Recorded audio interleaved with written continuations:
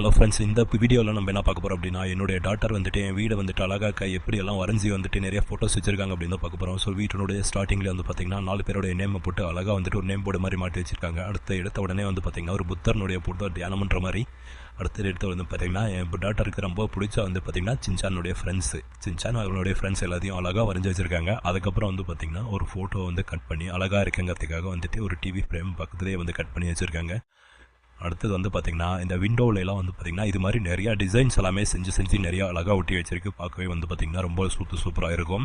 எங்கள் வீட்டில் நாங்கள் இது வரைக்கும் காசு கொடுத்து எதுவுமே இது மாதிரி ஃபோட்டோ ஃப்ரேம்லாம் வாங்கி வந்து மாட்டினதே கிடையாது. எல்லாமே என்னுடைய டாட்டர்ஸ் வந்து செஞ்சதை மட்டும்தான் நாங்கள் வச்சுருக்கோம். அது வந்து அடுத்து வந்து பார்த்திங்கன்னா அது வந்து பாரதியார் வந்து பார்க்கவே ரொம்ப அழகாக இருக்கார்.